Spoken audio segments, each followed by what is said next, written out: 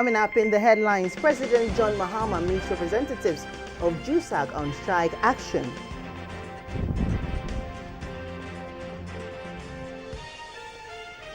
Thin plastics still being imported into the country in spite of ban. Funding of political parties, especially in an election year.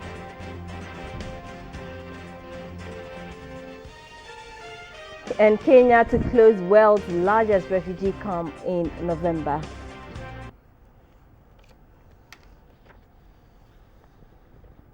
Pleasure to have you join us. This is GBC24 and GTV, and this is News Hour. You're welcome. My name is Selike Makola Chiapalu. And my name is Akmene Avo Ajaja. Many thanks for joining us for the news. And now the details, Akmene. Talks have taken place at the Flagstaff House in Accra between President John Mahama and representatives of the Judicial Council Staff Association of Ghana, JUSAG. The meeting took place behind closed doors and came in the wake of the strike by JUSAG over the non-implementation of consolidated salaries approved by the Judicial Council. Official reports indicate that a lot of progress has been made towards settlement of the impasse. JUSAG has held separate meetings over the issue with the Minister for Employment and Social Welfare, Mr. Haruna Idrisu, and President John Mahama. It is believed that the Judicial Service staff will make a major pronouncement on the matter anytime soon on the outcome of their meetings with the government. JUSAG embarked on the strike on the 20th of May to back their demands for the implementation of their salary scheme.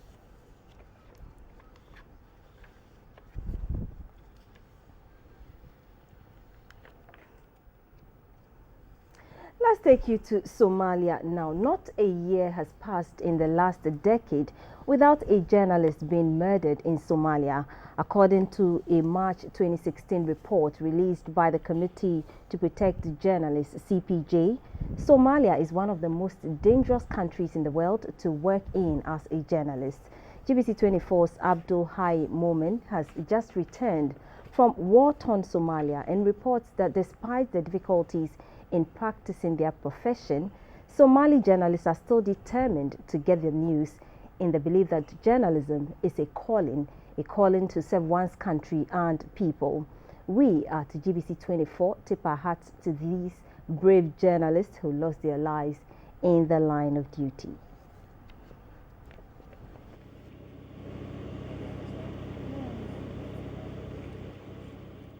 For the first time since 2008, Iraq isn't at the top of the annual report, which details countries where journalists are killed with no resulting convictions. This year, the top spot went to Somalia.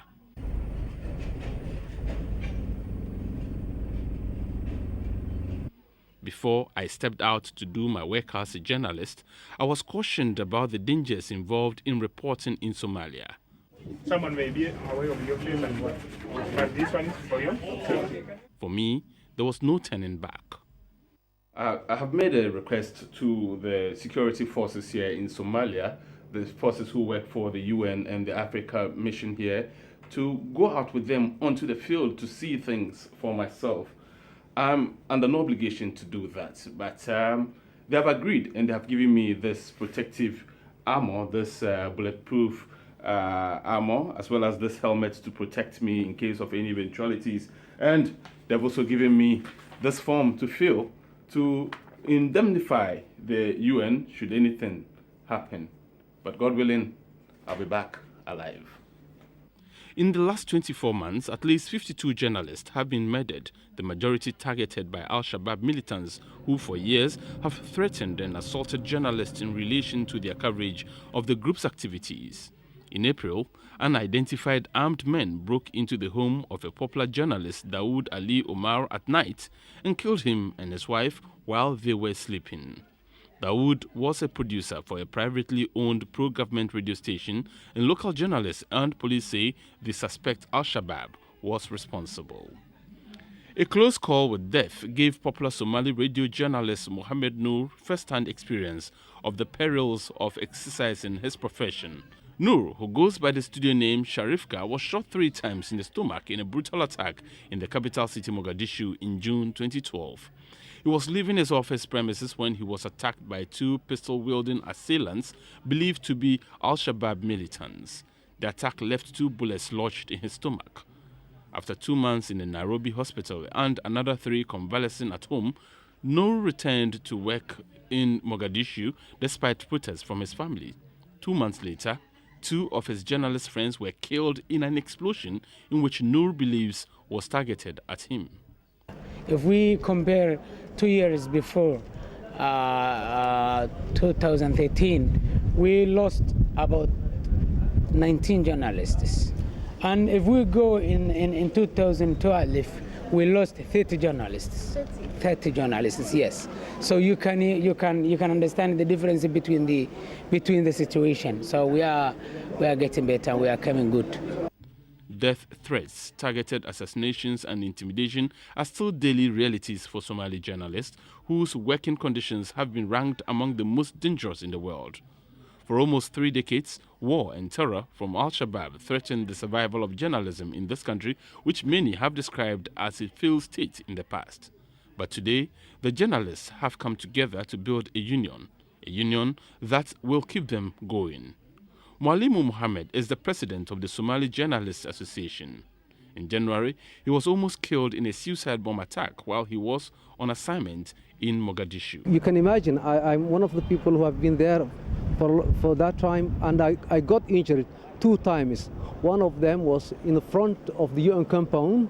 There was an explosion, a suicide attack. I was one of the people who got injured at that attack. And the suicide bomber at that time, it was in 2013, fall down on my car and the whole car smashed, but luckily I survived from that attack. And the second attack, last January 27th, I was one of the people who was attacked in Lido Beach. And you can see all the scars of on my face. That is the injuries that I have received. So that's the situation we are working, all of us. In Mogadishu, assassinations are normally carried out by masked men who waylay journalists in alleys and at times at the gates of their residences. Most murders are never properly investigated. The threats undermine coverage of not only sensitive political stories but also important humanitarian issues. Joint offensives by Somali National Army and AMISOM has secured the capital Mogadishu and other parts of the country, which has resulted in an improvement in overall security and working conditions for the general public, including journalists. But the reality is that freedom of the press is still a wish and not a reality for many Somalis. Abdulhai Mumin, GBC24, Mogadishu, Somalia.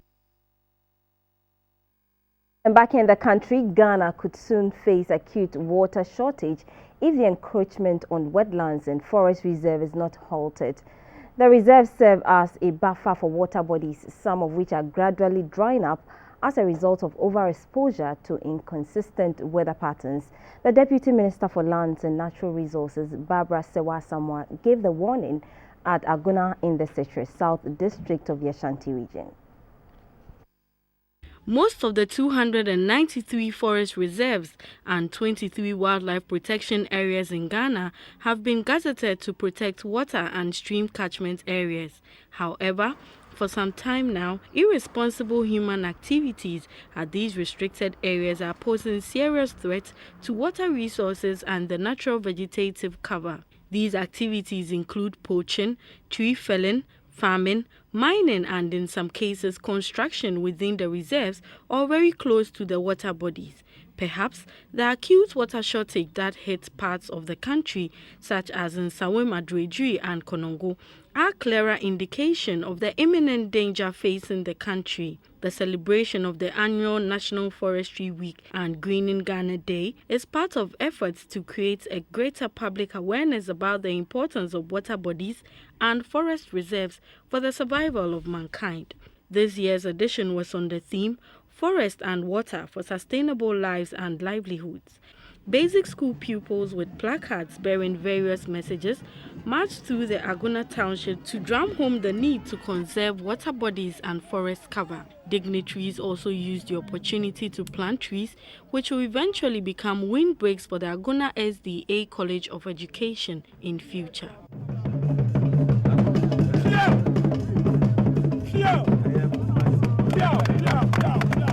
The Deputy Ashanti Regional Minister, Mr. Andy Osei Okar, noted that the Ashanti region can no longer boast of its forest cover, which not only served as protection for some of the water bodies, but also helped in agricultural production due to harmful human activities. The Deputy Minister for Lands and Natural Resources, Ms. Barbara Sewa Asamoah, urged every Ghanaian to support the fight against bad environmental practices. Nipa kakra bi edi dwuma ama oman ni nyina ehunu amane ewo ensuo ya nom galamsey ani fi enuro bone a yadi ekunkum emwa ewo nsuo imu na nipa nso ya num nsuo ya yaso enya sunsun sanso bone no a na ehu behia pa se Ghana ni bia ena awiai wo Ghana ha se wo adwobo yase ana se wo mfie yanina ya behwe se nipa bonifo a omwo ya mpasua so a omudi sa adwumadie ya bepa omho ntoma. The Chief Executive of the Forestry Commission, Mr. Samuel Afari, expressed worry about the attacks on forest guards in parts of the country. Now to waste management. A ban on the production of thin plastics came into effect in the country on the 1st of November last year. The ban was imposed by the Ministry of Science and Technology to curb environmental pollution. While the bold step received commendations, concerns were expressed about the effect of the ban on recycling plants. 6 months on, and GBC24's Clara Mlano has been assessing the impact of the ban, and the conclusion is that the ban has not had any effect on recycling plants in the country, meaning thin plastics are still being imported into the country.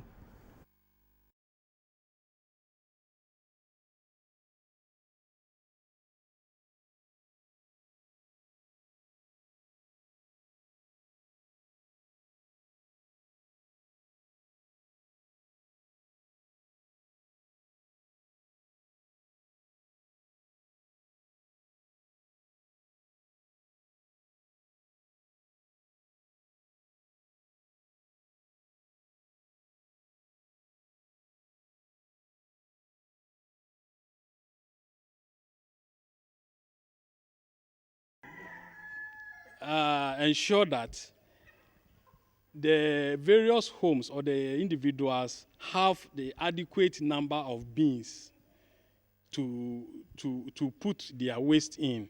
And then we need to also increase the amount of containers that is put at vantage point for people to send their waste in. Sometimes the distance from your home to where you are supposed to dump your waste sometimes so long that some people choose to dump it anywhere that they like. This facility, as you see now, would depend on such laws to be able to operate efficiently.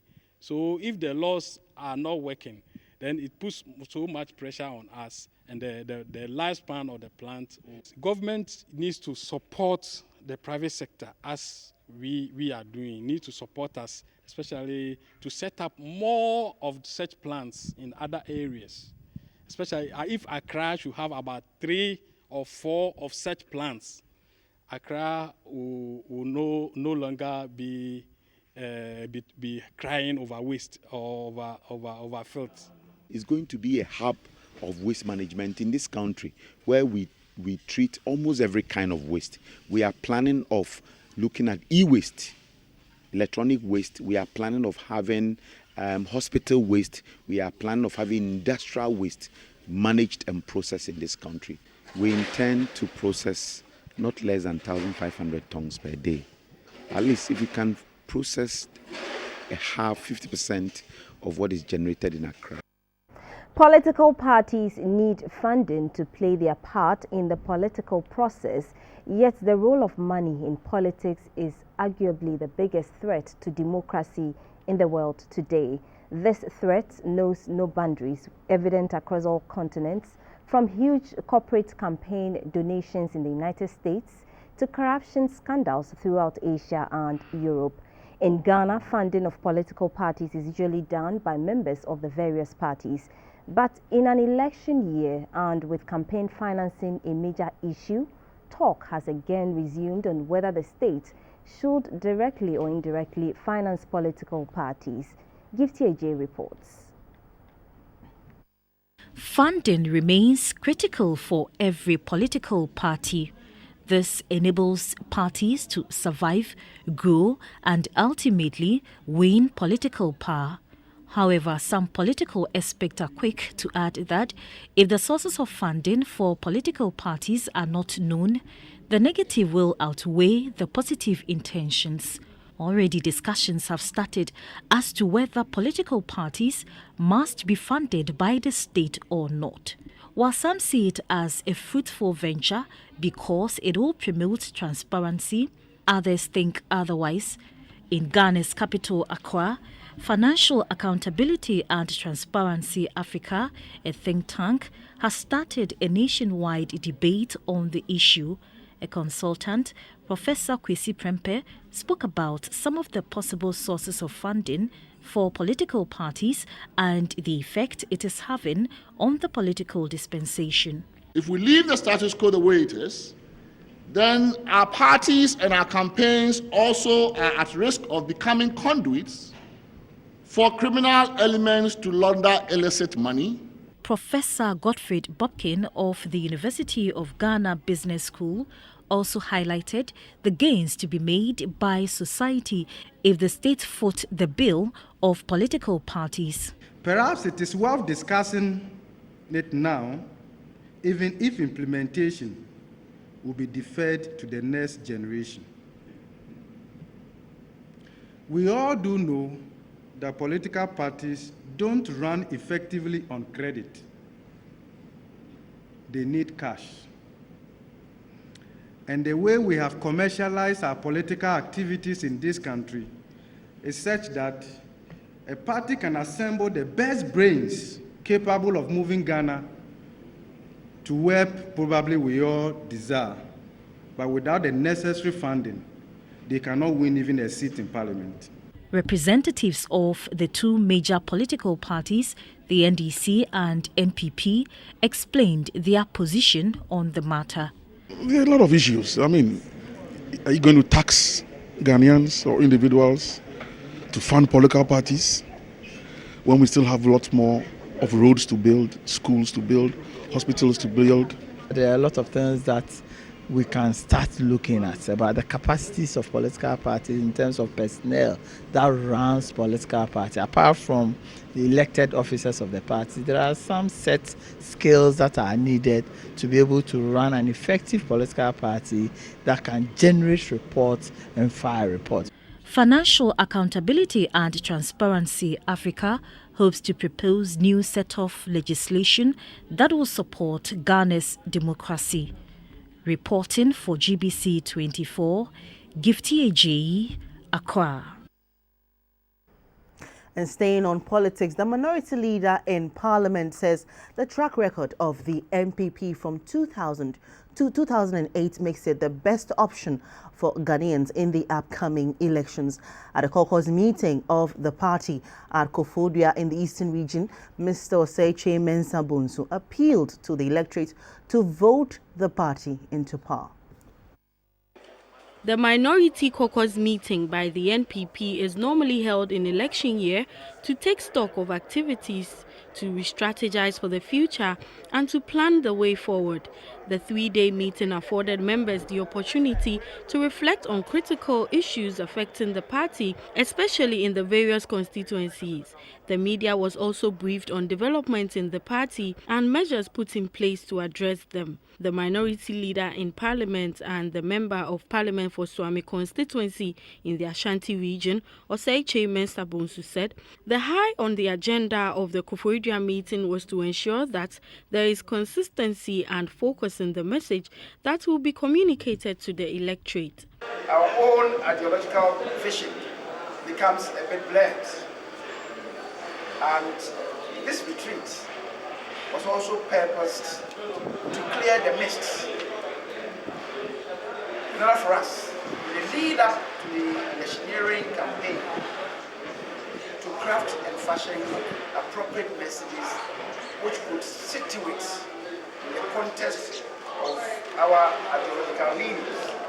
The MP for Kre constituency in the eastern region, Dan Kweku Boche, who is the party's campaign strategist for the 2016 general elections, spoke to the media. With that of who we are, where we are coming from, the history of our tradition, we are taking stock of previous elections, we've done SWOT analysis, we've shared ideas and how we are going to prosecute our campaign towards November or December 2016.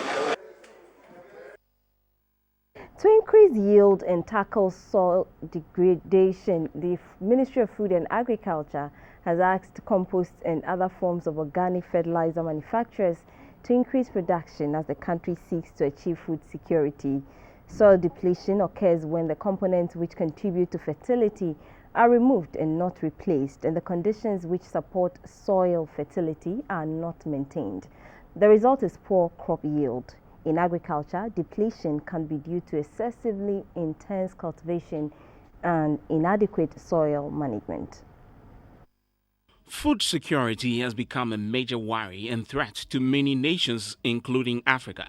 In spite of the vast land available, the continent is still struggling to produce enough food to feed its people and for export. With 2/3 of Africans dependent on farming for their livelihoods, boosting Africa's agriculture can create economic opportunities, reduce malnutrition and poverty. Drought and famine in parts of the continent, especially in southern and East Africa, have sparked a general outcry about the threats of global warming. In addition, low crop yield and soil degradation caused by population growth and massive industrialization have affected the ability of the soil to support and sustain crop growth. This explains why a number of institutions are working together to assess the effects of new organic resources management and evaluate policies to improve soil fertility. Dr. Oluwole Abiodun Fatumbi of the Forum for Agriculture Research in Africa underscores the need to promote agroeconomy in Africa. There is no other medium with which we can produce to meet the emerging need of our generation. When the soil is gone, sustainability is gone, production is gone. Ghana, Zambia, Mali, and Kenya are taking part in the 6-year project, with Kade and Sege acting as the selected farming communities for the program. And in an unfortunate development, a former head of the news at the Ghana Broadcasting Corporation, Mr. Daniel Kweku Nkrumah, has passed on. His death occurred on Tuesday, the 24th of May, 2016. The late Mr. Nkrumah also served as GBC Regional Director for Ho and Koforidua. The one-week celebration is scheduled for Saturday, 4th June 2016, at his residence at Ofanko Barrier of the Achimota and Sawam Road. And here we'll take a quick break. We're back with business.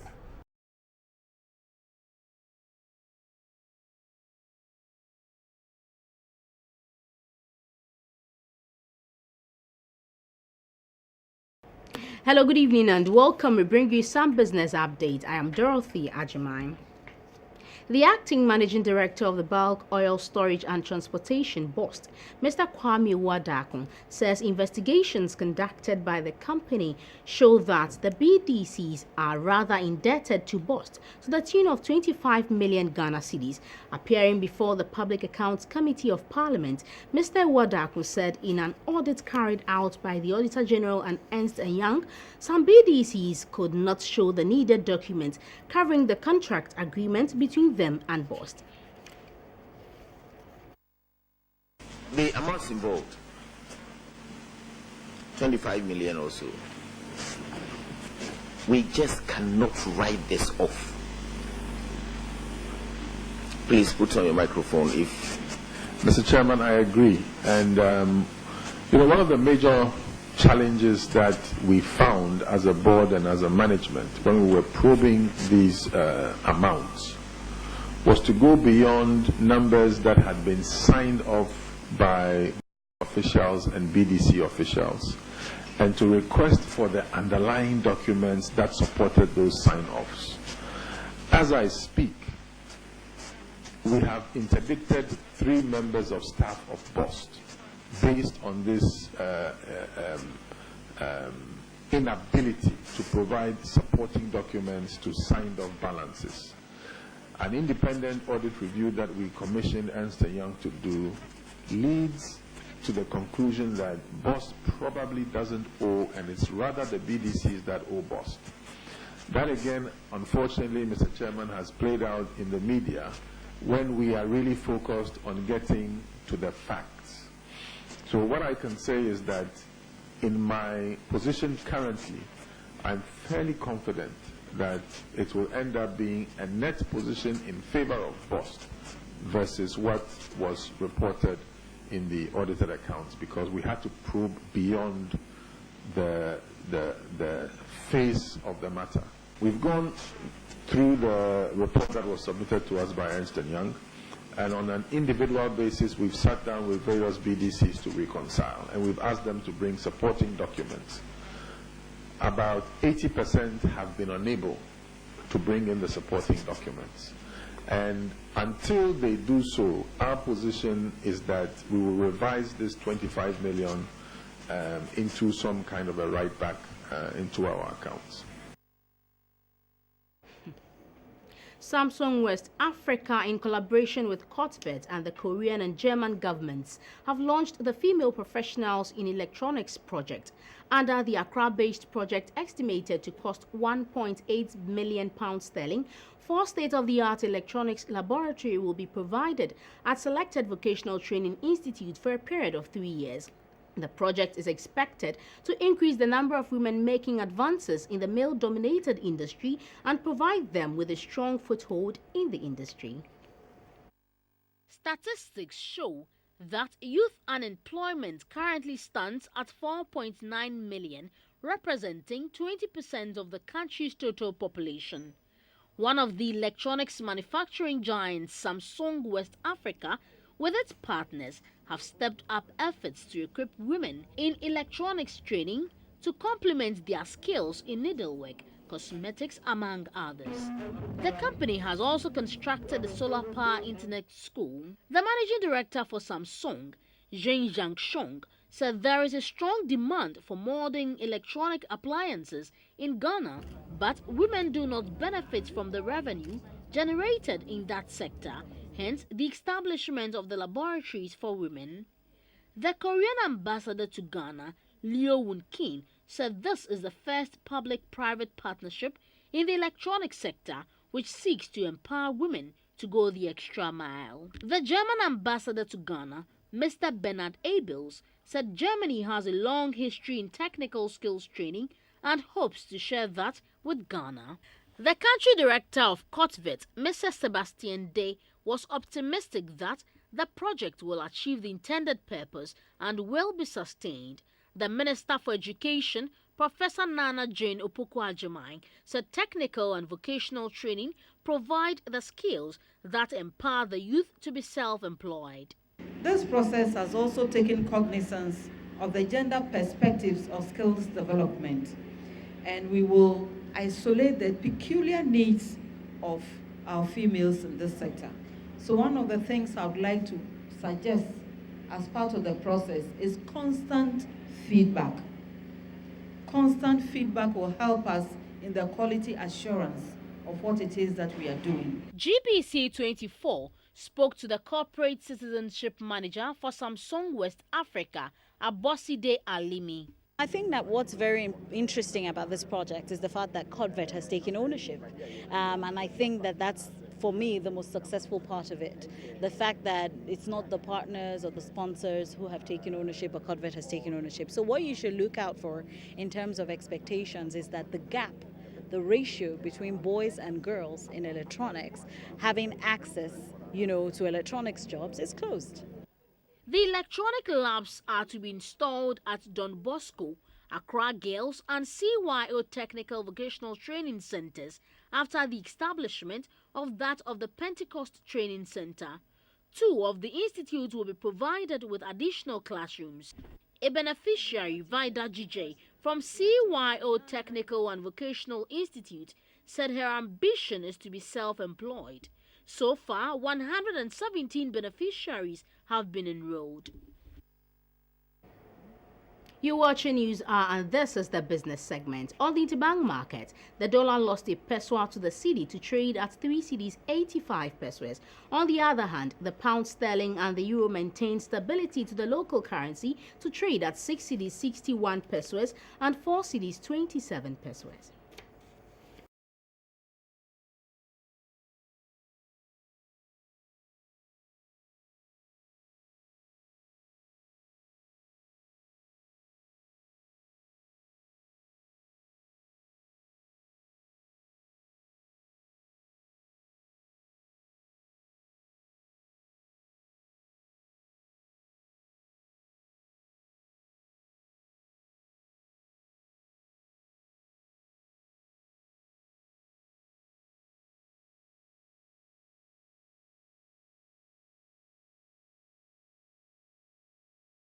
On the commodities market, light crude appreciated by 11 cents to trade at $49.44 per barrel. Cocoa also gained $55 to trade at $3,060 per ton. However, gold dipped by 30 cents to trade at $1,210.50 an ounce. Next are the figures.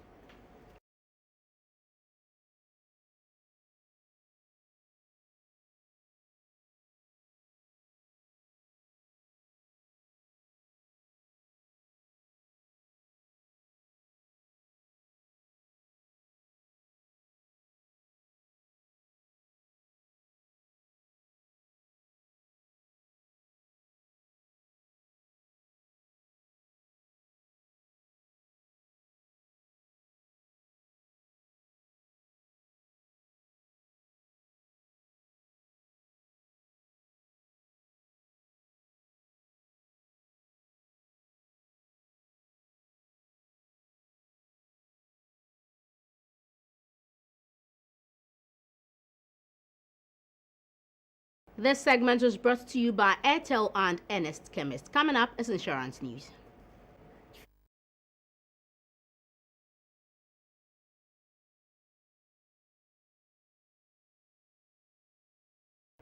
The human being, his family and property are always exposed to different kinds of risk.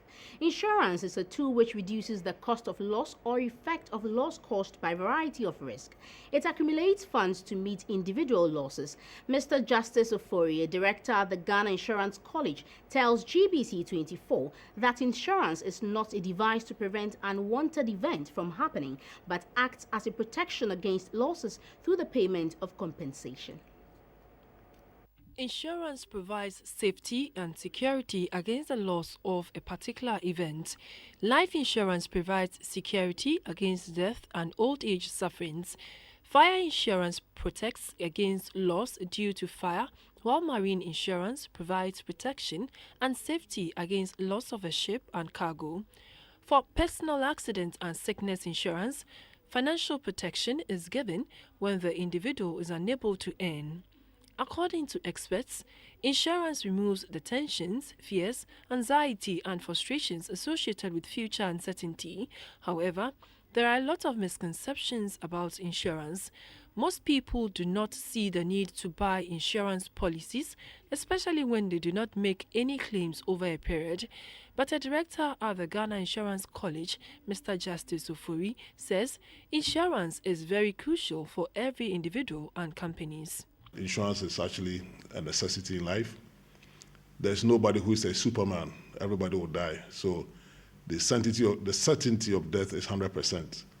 Everybody will die. So at least it's advisable that everyone should have some kind of life insurance so that should the unexpected happen, the dependents, especially the wife and kids, will have something to fall on. Mr. Ofori said further that insurance policy offers more benefits than savings. With insurance, you are paying a small fraction for a big reward. With the bank, all you get back is your deposit and your interest.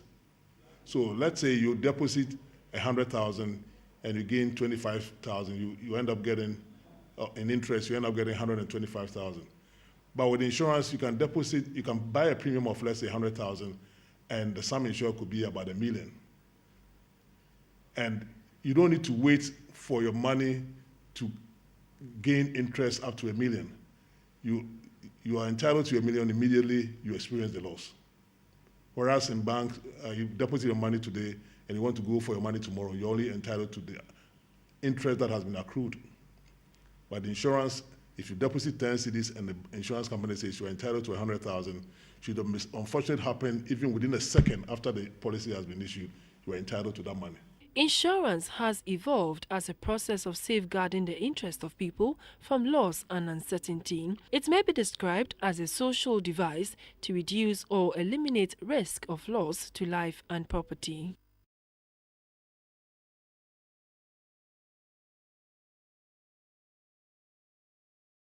Insurance news was brought to you by SIC Live. We have more news coming up. Please do stay.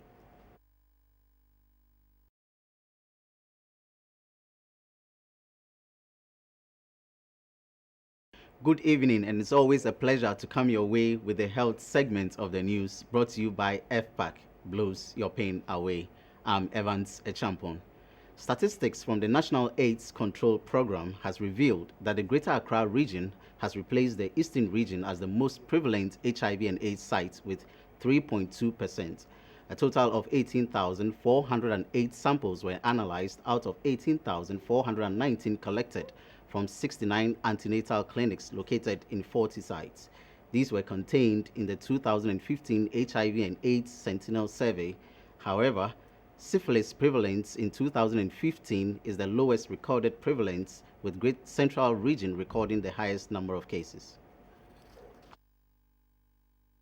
The estimated number of persons living with HIV and AIDS worldwide by the end of 2014 was 36.9 million according to UNAIDS. In Ghana, the HIV/AIDS Sentinel Survey has for the past 23 years been the primary tool for measuring the trend of HIV/AIDS prevalence in the country. HIV/AIDS prevalence in 2015 signifies a third consecutive record below 20%, sustaining an overall declining epidemic trend in Ghana. The northern region still remains the region with the least prevalence, even though its prevalence increased by 100%. Eastern region, on the other hand, has relinquished its position as the highest prevalence to the Greater Accra region. There was also a significant drop to less than 1% sexually transmitted infection (STI) cases in 2015 across the 10 regions. Central region was the highest prevalent site in 2015, with the Upper East region not recording any sexually transmitted infection (STI) case. The program manager of the National AIDS Control Program (NACP), Stephen Eisi Ado, outlined the results of the 2015 HIV/AIDS Sentinel Survey. Of all the people we said were true positive, they actually confirmed them to be true positives. And those who were negative, 126, they confirmed them to be negatives, which means that there's something good happening in The Minister for Health, Alex Segbefia, called for a concerted effort to reduce HIV/AIDS and sexually transmitted infections, STIs, to the barest minimum in Ghana. The results of the 2015 survey shows that HIV prevalence amongst pregnant women in general is on the decline and stabilizing under 2%. However, there was a slight increase over the previous year's figures. Syphilis prevalence is significantly nearing elimination, and it's clear that our epidemic is strongly urban, with Greater Accra region displacing the Eastern region from the unenviable position of being at the top. The HIV/AIDS Sentinel survey started on the 14th September and ended on 6th December 2015. In all, 49 participants were deployed to the 10 regions to conduct the survey. Hope for future generations. Now, the Director General of the Ghana AIDS Commission says Ghana has made significant gains in the fight against HIV over the past 15 years. Dr. Angela L. Adas says the Commission is working hard to break the trajectory of HIV infections, as the population of persons living with HIV in Ghana is now estimated at about 270,000. Hope for Future Generations was established in 2001 to provide a wide range of programs in preventive health. The organization has for the past 15 years championed the cause of women and children in the areas of sexual and reproductive health, malaria, family planning and HIV. The launch of its 15th anniversary brought together development partners who share a common agenda to achieve improved health.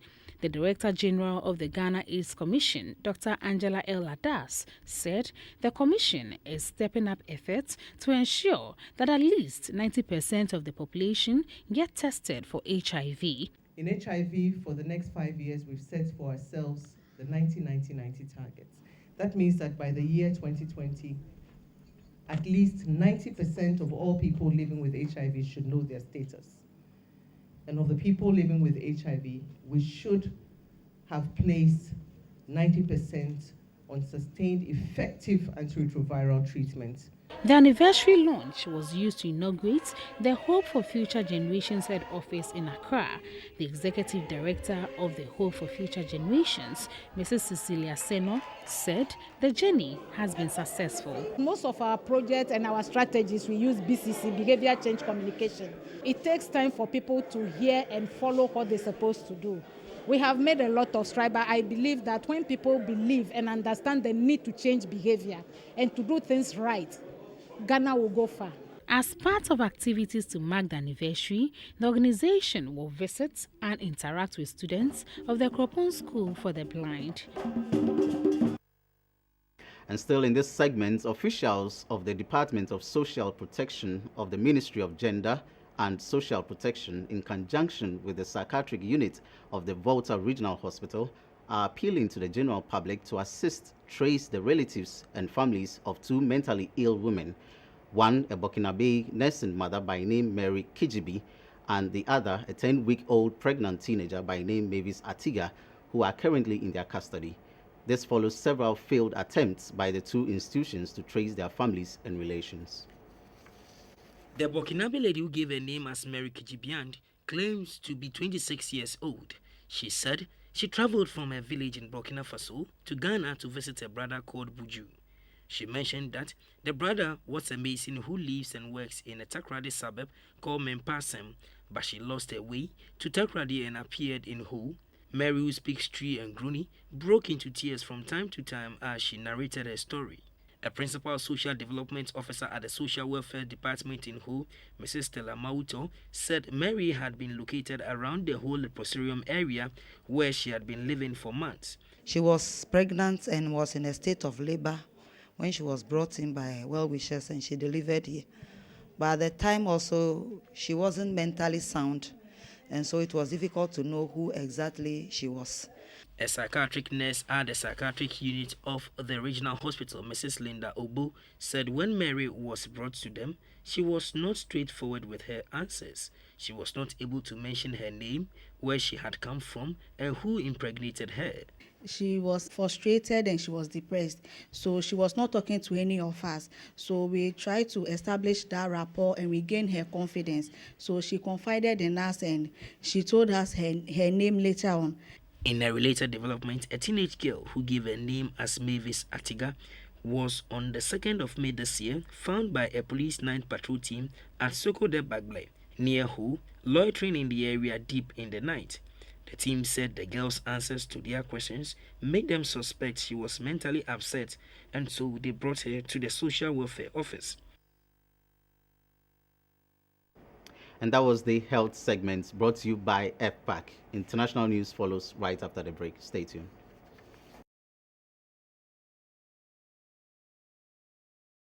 Welcome back. On the international front, Kenya's Interior Minister Joseph Nkasiri has announced that the world's largest refugee camp will close in November.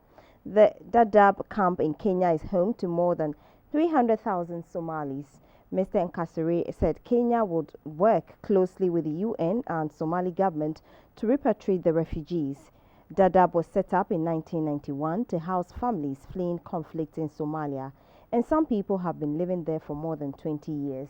Kenya says it wants to close the camp over security concerns, saying attacks on its soil have been planned there.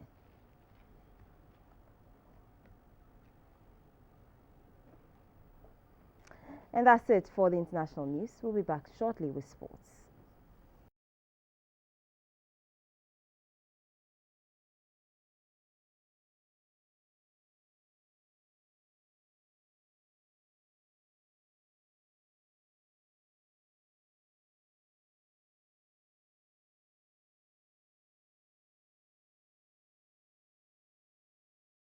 Good evening. Let's update ourselves from happenings in the world of sports. Veteran jockey Obuda Lamte, known in horse racing circles as Olamte, has won the 3rd edition of the Accra Turf Club White Sun Race, with his 6th win since racing started in the country.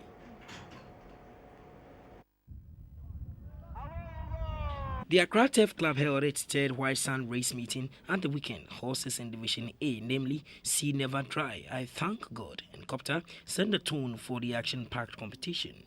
18-year-old John Ajite, riding Sea Never Dry, was superb as he came from behind to finish the 1,400-meter race in a time of 2 minutes and 12 seconds to beat experienced jockeys Jonathan Mensah on I Thank God and ST Madu, who rode Copter.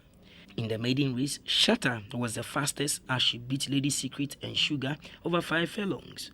Shatter finished with a time of 1 minute 30 seconds. In the principal race, which was in the distance of 7 furlongs, approximately 1,400 meters, Mr. K stood tall. Veteran jockey Obudai Lamte, known in horse racing circles as O Lamte, once again brought his rich experience to bear as his horse, Mr. K, beat Fresh Boy and Polygon Boy to win the day. This is Mr. K's 6th win out of the 7 races since the sport was revived in the country. Another thrilling race was between horses in Division 4B. 6 horses, notably UBBO, Let Them Say, General Salute, Ghana's Pride and Bonanza. At the end, General Salute won. The next race has been fixed for the 4th of June this year. The Ghana Triathlon Federation has held its 4th triathlon event at the University of Ghana, Legon. Andy Breman made history, winning the event in a time of 1 hour, 10 minutes and 3.9 seconds. This win is his 3rd since the competition started. The 4th sprint distance triathlon consisted of a 600-meter swim, 18.9-kilometer bike and finished with a 5.6-kilometer run. The race course took participants from the Legon swimming pool through to the main streets of the university, finishing back towards the stadium. It was dubbed the 3rd Kempinski Race Series. For the first time in the history of the competition, More than 80 athletes participated in the individual and team events. The energy sapping competition saw Mr. Andy Brennan crossed the finish line in 1 hour 10 minutes 39 seconds. He was followed by Abdul Rauf Zakaria, who finished with a time of 1 hour 14 minutes 33 seconds. Tom Phillips, Mark Chumofusu, Seydou Musa, Zaid Ufali and Diem Welu all followed in that order. In the ladies category, Samantha Tulenko finished first in a time of 1 hour 23 minutes 16 seconds. Genevieve Gadadam, Nicole Collins, Dikesta Delphine followed. Some paracyclists also took part.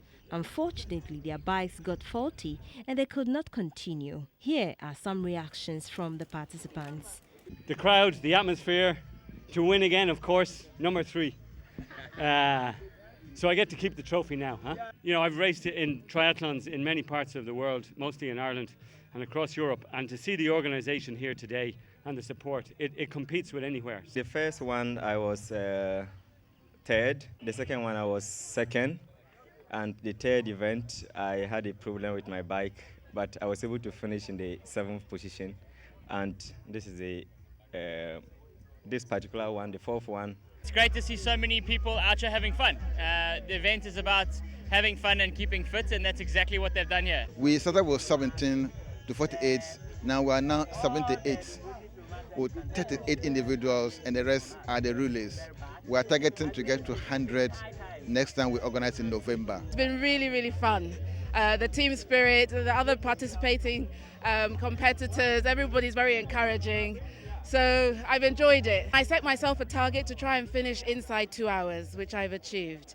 So next time I'll have a time to beat. Participants were all given free health checkups and free massage from qualified health professionals. Valerie standing by for entertainment.